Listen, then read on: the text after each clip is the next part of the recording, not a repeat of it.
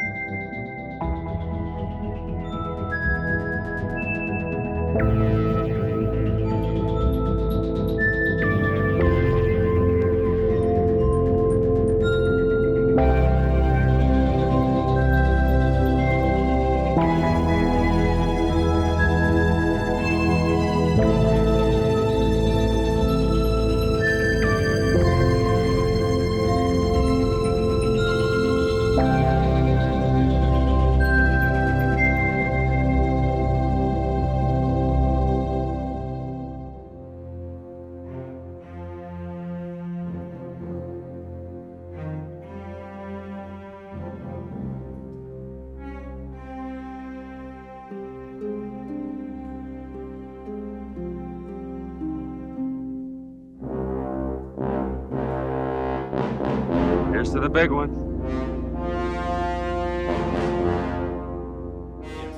You've got a monkey behind you on your back. I know. I've had a monkey on my back all my life. This one in particular is one that I've never had a problem having on my back. Brett and I guess you could say, have, I don't know if you would call it an unhealthy obsession, an unnatural obsession, an uncommon obsession with the 1976 remake of King Kong. It has been, I think unfairly maligned for years. I know that nothing will ever compare to the original because nothing ever does. It rarely does. A remake can rarely stand up to what preceded it because everything is naturally going to get compared to that. And when the standard is 1933's original classic, that, oh my God, standard being the operative word here, it literally did set the standard. It set the bar. It blows my mind what they were able to accomplish in that film with the technology they were working with at the time. And I remember growing up in Dallas, in a little suburb of Dallas, Mesquite, Texas, and they would have afternoon movies come on the local ABC affiliate on Channel 8. And up to that point, my diet was pretty much a steady diet of Three Stooges and Bugs Bunny and Sesame Street, because I'm all of 5 going on 6 years old in 1976. Now, the year before, let's not get it twisted, I did experience Jaws in theaters. Brett, you and I were talking about this before we started recording. And that shook the living hell out of me. I mean, I loved it because I was obsessed with oceanography at the time. I was a huge fan of Jacques Cousteau, so I watched Jacques Cousteau religiously. I became obsessed with scuba diving. I became a certified scuba diver because of it. But after Jaws, I barely wanted to take a freaking bath. I was taking showers pretty much after that. Thank God I didn't go and see Psycho the next week. Then I'd be just a stinky bastard for the rest of my life. But I saw it once in a theater. I saw Jaws one time in a theater. Once was enough for me. Not that I didn't love it, but I just couldn't handle that intensity because I was a wuss. Then fast forward to Christmas of 1976.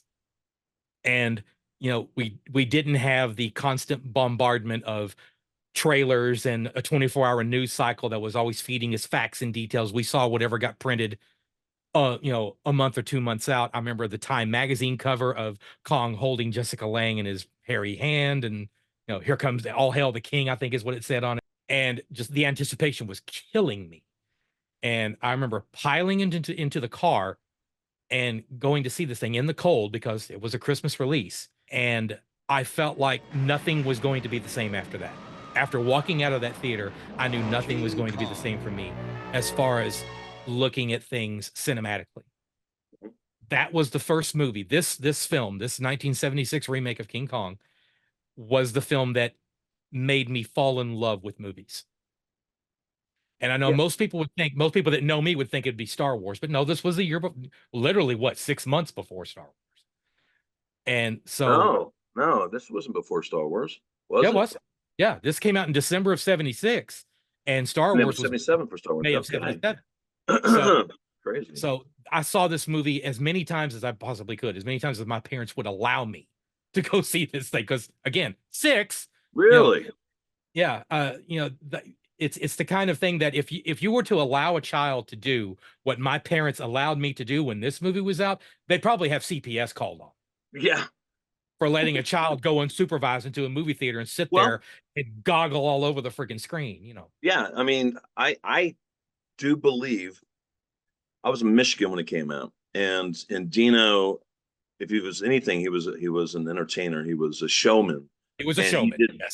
he set the stage for the anticipation. So as did John Guillermin for the anticipation of when Kong would show up at 50 minutes into the film. So by the time it was Say that again. Say that again. Say that again. How many minutes? 50 minutes. 50. 50 minutes before we see our titular character in this film. There you go. Yeah. So my dad was out of town. We were in Michigan. There was a blizzard, and my mom went into labor. I'm 9 years old, and I discovered the birds and the bees really much faster than I wanted to. And she had to breech birth, and I had to contact emergencies and all this stuff. My brother was born 3 to 4 weeks later. I hear them talking in our family language, is dog Latin, which is kind of like Zoom language or something like that. And I knew something cool was about to happen, and I suspected it was going to be Kong. We got to that theater, it changed my world too. I mean, Jaws had changed my world and made me want to be a filmmaker.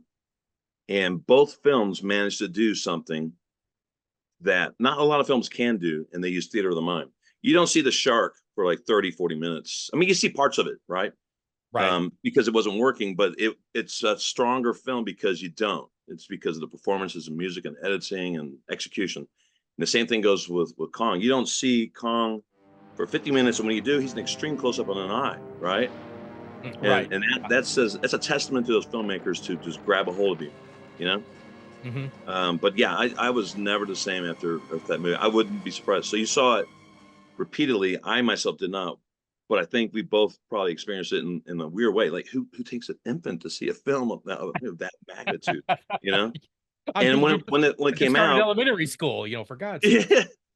When I think I was in third grade and I was drawing on carbons and they would print them up, and so all the kids in the school knew who I was, and they'd be coloring them. And I obviously went through a phase of obsessed with Kong. But we'd all go out to recess. I don't know about you. I had a friend who loved Godzilla. He was a great artist, and I was the Kong guy. So we'd be walking out. you're third grade, and I could hear the stomping. I must have come off like the craziest kid ever, but all the teachers loved me, and they promoted me and to be an artist, And I think Kong and the experience really changed my entire life. The people around me, and just allowing ourselves to be kind of a little bit, embrace our free flag, Yeah. But nothing about it seemed odd to me. To be that obsessed with something like this. I mean, like I know people say, the words that always stab me through the heart when someone says it's just a movie. Oh. Okay. We're about to fight, aren't we? Yeah. I'm like, yeah.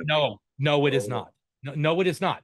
Maybe to you, it's just a movie, but to me, it was like you and I have both been sitting here talking about. It was a life-changing experience. Yeah. It is so much more than just sitting in a darkened room with a bunch of strangers with your feet sticking to the floor because somebody spilled Pepsi on it right before you got there, and popcorn butter. Yeah. But yet it is a transformative medium that really nothing else does this. Music comes close. Music can come really close. Oh, But oddly for but me, because my career is focused on the visuals, I escape through music, and I live because I don't want to ruin it for myself. I never tried to learn music, and I was really good at. I was a first year clarinetist, and my wife's a fantastic singer oh, your songwriter. wife's a ridiculously talented musician. Yeah, well, she's just a Renaissance woman. But I escaped through music, so I in a weird way, I kind of think that's my biggest pleasure because I see film as work. But Right. Yeah.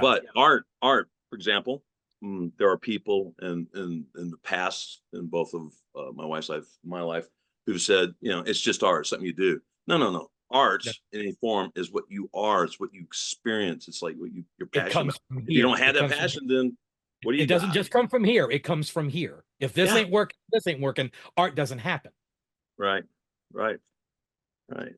And it's always bothered me. Like I remember whenever I took a week off from work in '99 to go see The Phantom Menace over and over again. Wow.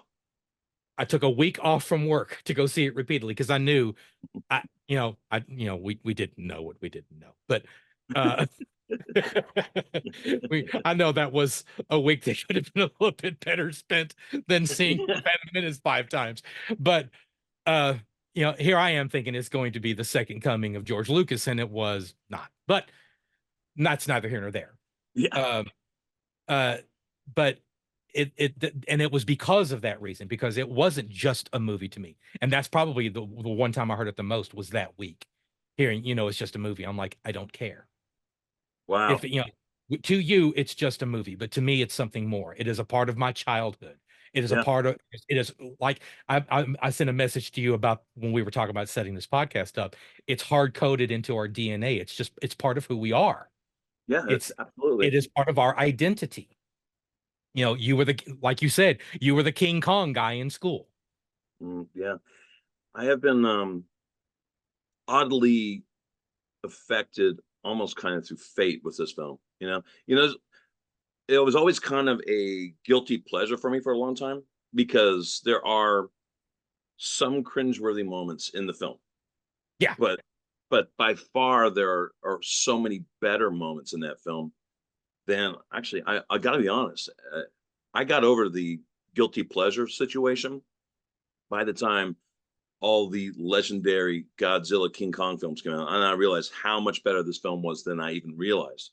And I love Peter Jackson. I think his work is phenomenal, and I do not like his execution of his King Kong. To me, it's just a colorized version of the original times 3. Like you have to have 3 Tyrannosaurus Rexes instead of it's the same formula they had for Godzilla in the 90s, and it's horsepower. Godzilla just tried to rip off Jurassic Park, and they have like 3 Godzillas and stuff. And more doesn't make it better. And to me, sometimes less is better.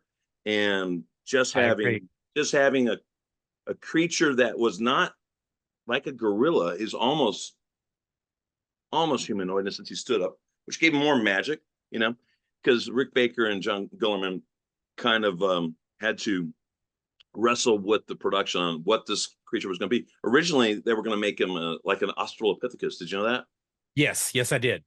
And I'm so glad that Guillermin and Baker fought to create this magical creature that is like no other. And Baker's performance in it is, you could tell that somebody that loved it. To me, there's just nothing about the other films that I can feel any kind of emotion. I do love the original. I do love Max Steiner's score. I love the direction, the performances. Let's get real. I mean, there's really a lot of screaming. Some characters. Yeah, there's some fun characters in it, but a whole lot of Cagneyism going on in this thing. Yeah, but you got Jeff Bridges, who's an Academy Award winner in there.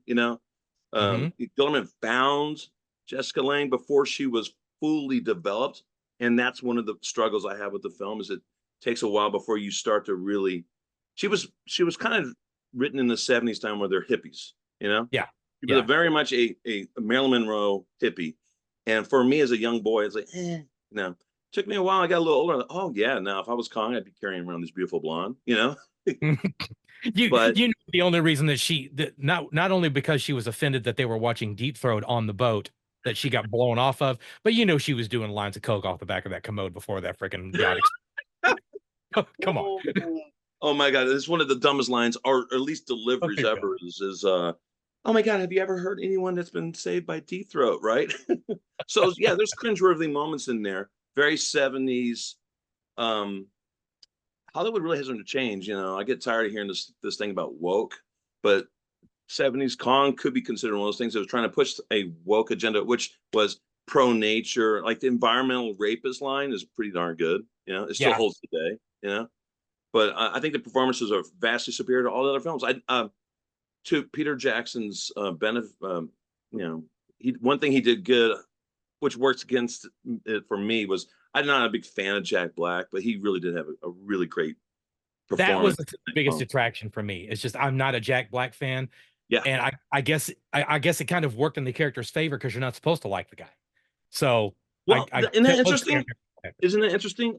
Carl Denham, actually, I like him in the first one, but yeah, but he was allegedly a little bit more Grodin. likable. Yeah, his likability Yeah, was a little bit yeah, yeah, amped up in the first one, but this he was willing to sacrifice anything to get the shot yeah.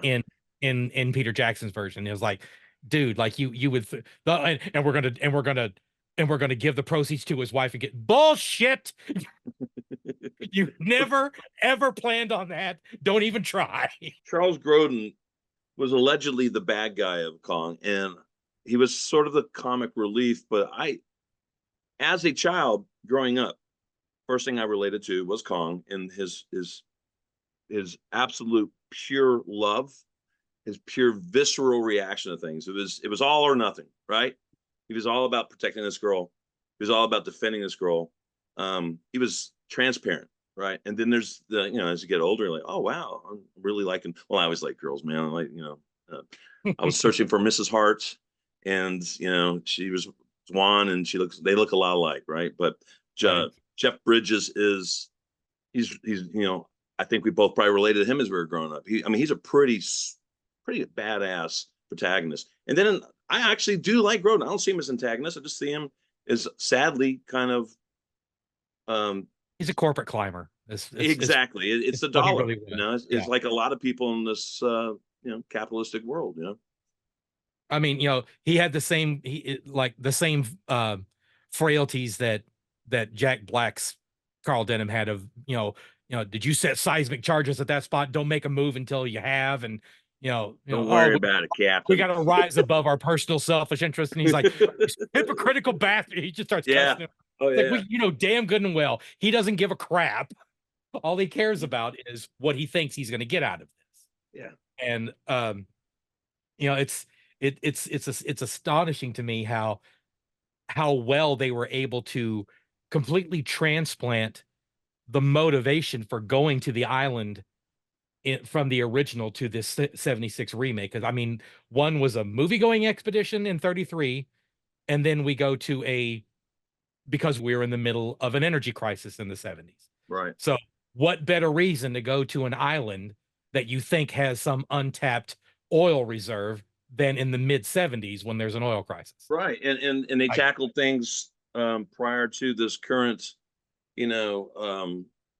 situation where there's spy satellites everywhere. And I mean, it's really it's hard in this day and age to hide an island that has giant beast on it. But they tackled that really well with the fog, and also they were going to originally have Dwan be a documentary photographer or something like that, which right. Yeah. And it was her. No, it was Guillermin. And I think the writers wanted to go with the scenario that's in there where they're headed to Hong Kong, and the explosion of the other ship and all that stuff, which actually I think it works. It makes it more interesting. It's like it's not like we're all boarding up and going there. And so in a weird way, it doesn't feel so much to me like a remake of Kong as a reimagining of it. Right. And I know that's kind of a clunky catchphrase way of putting it, but there's really no better way to describe it. It literally is a reimagining of it. And like, I know that his intent was not to remake it because he knew he couldn't improve upon perfection, but I'm like, okay, well then what the hell were you doing? Why were you doing it? Yeah, just because you wanted to see in color. And again, I Exactly. love, and also it looked too much like Lord of the Rings, like with all the getting off the ship and natives on ladders and blue, red, color schemes. It just looks so much like Lord of the Rings. I was like, just Oh my stick with God, the Lord of the natives Rings, look like man. friggin' orcs for God's sakes Yeah, in his of it. I was yeah, like, the hell is this? yeah. It just And it I can just understand why some people, like, one of the problems with the 76 Kong is the unrealistic expectations of making that movie in 1 year. No sane person would try to do that, and that's where my hat's off to John Guillermin for doing it, because that first hour is almost perfect. yeah. You know, Is other than the fact that I think they needed more time with Jessica Lange to get her performance down a little bit better. But you know what? Of all, even so, I still think she is by far the most heartfelt of the damsels in distress in Kong films. yeah. Yeah. Yeah. There are parts of Naomi Watts's and Darrow that I was a little bit like the whole sign language thing. Yeah, That always moved me, especially when right as he's sitting on the edge of the roof of the Empire State Building and he starts doing the beautiful thing. That yeah. gets me every time. That always I gets need to me. rewatch that. Yeah, I forgot Uh about that. I have a the hard time with CGI films that are just blanketed green screen because I can't. I like practical, and the 76 version has a lot of practical effects. The blue screen sadly didn't hold up. You know, No. there's weaknesses to it.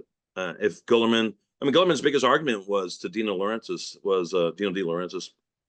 was that why does it have to be out by Christmas? Why can't it be just a better film?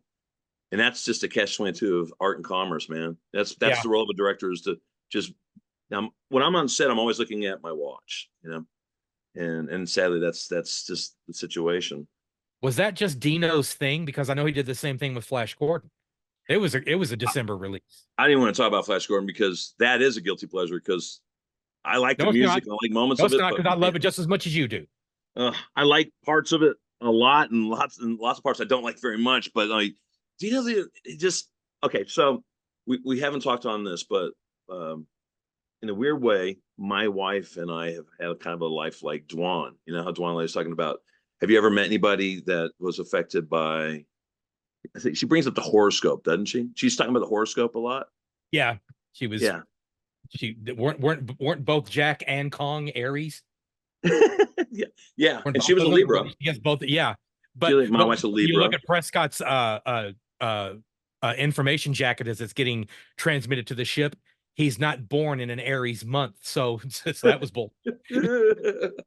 If you go Well, and look at his documents, he's not. He doesn't have a birthday that would he that was a would. spy, and we didn't even know this part of the subplot. Yeah, exactly. We haven't really addressed this yet, but I've kind of always felt like this film has been in my spirit, like it's part of my being, and I think we both agree with that. But Yeah, for me, it's in definitely.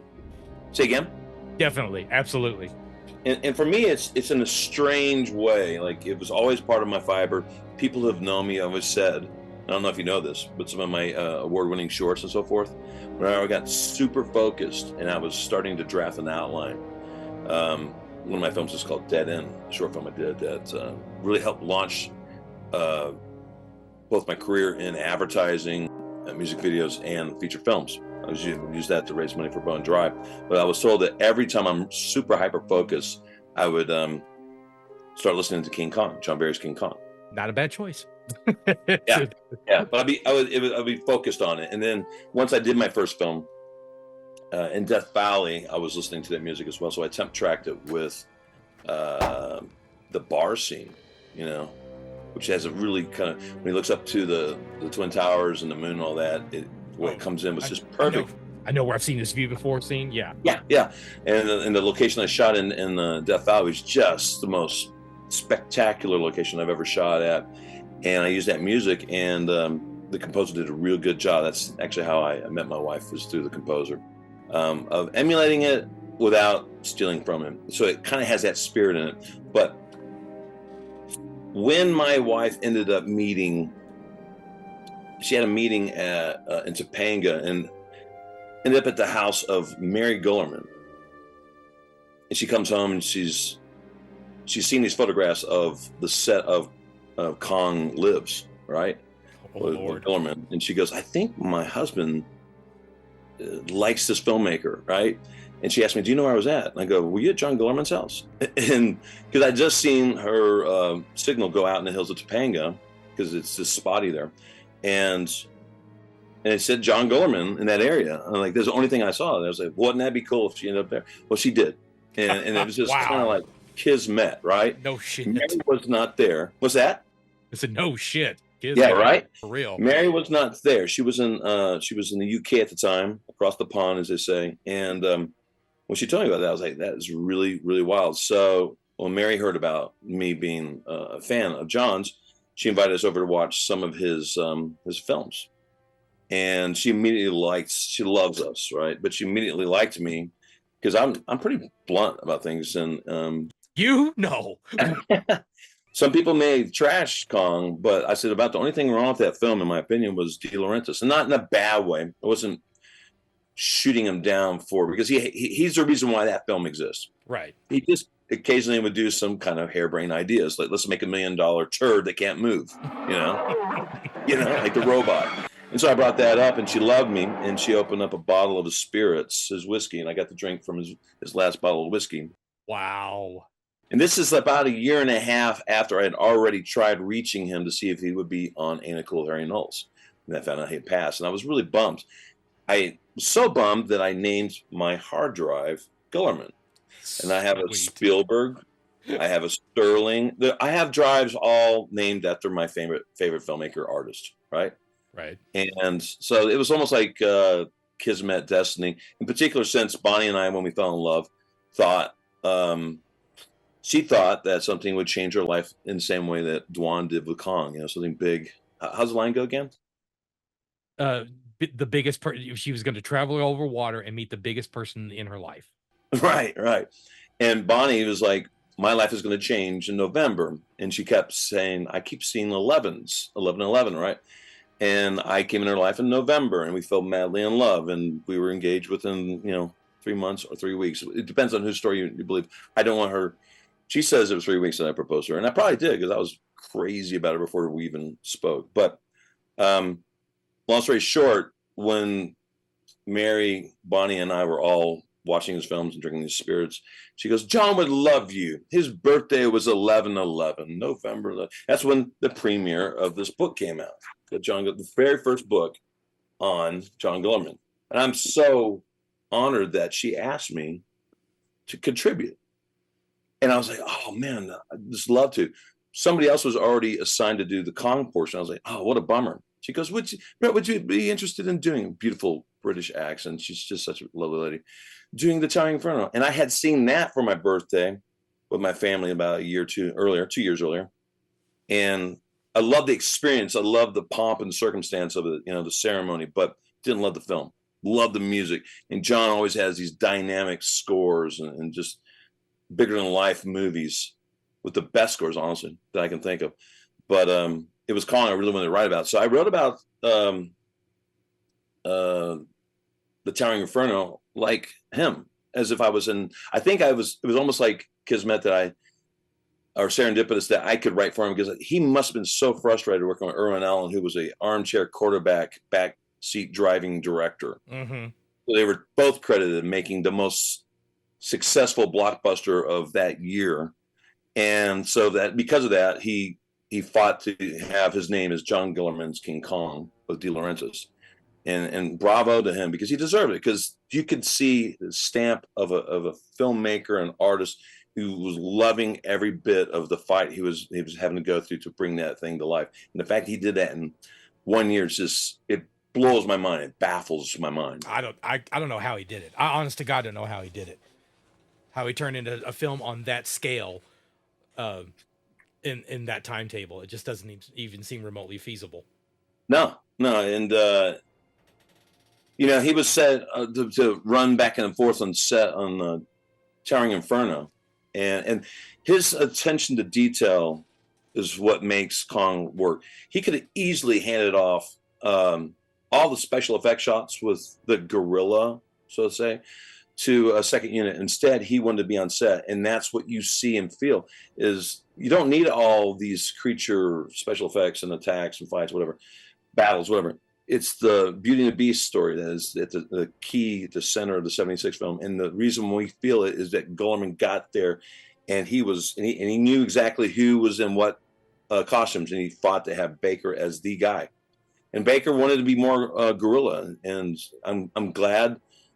I'm really glad John had him stand a little bit more proud, a little more like a Harryhausen creature. Yeah, kind of lean back and all that stuff. And I would walk like that in third grade. And I mean, I can't tell you how much that music, when I hear it to this day, it brings back the child that sat in that theater and just was, when the theater lights came up and Kong was gone, you still felt his presence. Yeah. You know what I mean? Mm-hmm. And he felt his presence before we got to see him. And that's why I love this film. The film is, I'm bored shitless when I watch the 30s one until I see Kong. I really am. It's like, oh, when am I going to get to the action, right? Not with Guillermin's. I mean, it's like two different films, and I love both, you know? Well, it's more about character than it is about spectacle. Yeah. And that's one of the things I thought was so absolutely remarkable about Guillermin's take on it, was that when I saw the 33 Kong, when Kong died, I was like, well, that kind of sucked. And no, just like, well, that's shitty. You know, he didn't have to go out like that. Right. But when you get to the end of Guillermin's Kong, yeah, I'm bawling like a child. I mean, we were children. Now I'm just watched it yesterday, and I'm choking up like a 7-year-old again. You know, it's the moment I hear that helicopter pilot say "now," and the bullets start flying. It's yeah. Like when you see Jack just go no, because he knows what's coming, and we're right there with him. Like it's so incredibly screwed up. If you think about it, when you had those soldiers on the opposite tower firing their flamethrower at him, and Kong picks up whatever it is, some barrel of flammable material, apparently, because they put that on top of the roof of the freaking World Trade Center, I guess. It's flammable gas on top of this scraper, and he chunks it at him, and it blows up, and it just obliterates them. You see them, then you don't. You just see fireball, and they're gone. And then Prescott's there going, yes, and so are we.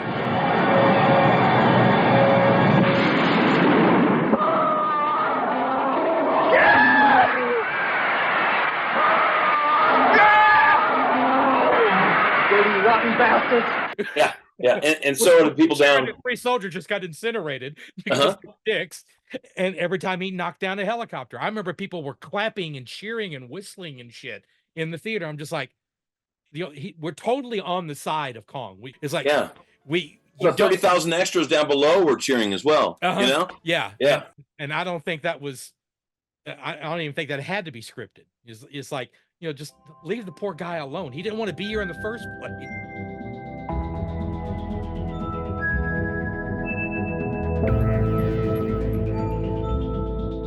On the next close-ups, I mean, Rick Baker's makeup is unparalleled. I think that the beauty of Kong is the tragedy. You know, it really is, and it's as much as I hate that it happens, it's probably the most powerful moment in the entire film.